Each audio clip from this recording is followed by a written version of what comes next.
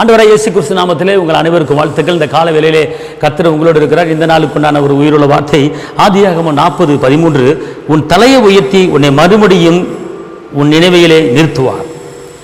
உன் தலையை உயர்த்தி உன்னை மறுபடியும் உன் பழைய நிலைமையிலே நிறுத்த போறேன்.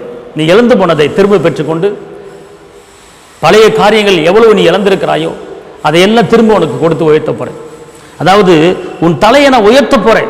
உன் தலை வெக்கப்பட்டு கிடக்கிறதா, நிந்திக்கப்பட்டு கிடக்கிறதா, தலை நிமிர்ந்து நடக்க முடியாமல் அவமானப்பட்டு கிடக்கிறதா? கர்த்தர் சொல்றாரு, மகனே உன் தலையை நான் உயர்த்த போறேன். உன் துக்கனால உயர்த்த போறேன். உன் துக்கனால முடிக்க போறேன். உன் துக்கத்தை முடிச்சுட்டு உனக்கு சந்தோஷத்தை கொடுக்க போறேன். உன் வேதனையை, உன் நெருக்கத்தை, உன் பாடுகளை, உன் சஞ்சலங்களை நான் எடுத்து போட்டுட்டு உனக்கு ஒரு உயர்வை கொடுக்க போறேன். உன் துக்க நாட்கள் முடிந்தது. உன் ஆக்கினைகளை அகற்றி விட்டேன். உன் சத்துருக்களை விலக்கி விட்டேன். உன் தேவன் நடுவிலே வாசம் பண்ணும்படி இனி தீங்கு நீ பார்க்க மாட்டாய். கர்த்தர் அப்படிப்பட்ட ஒரு காரியத்தை சொல்கிறார்.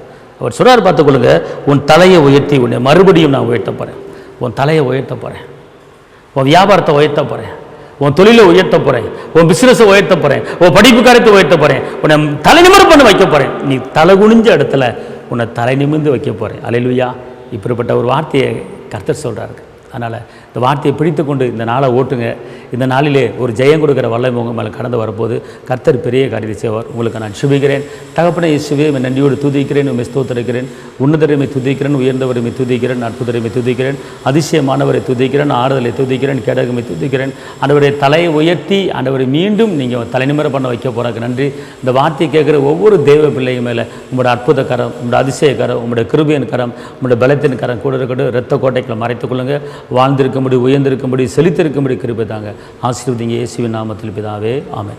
கர்த்தர் உங்களை ஆசீர்வதிப்பார். தேவனுக்கு மகிமை. ஹல்லேலூயா.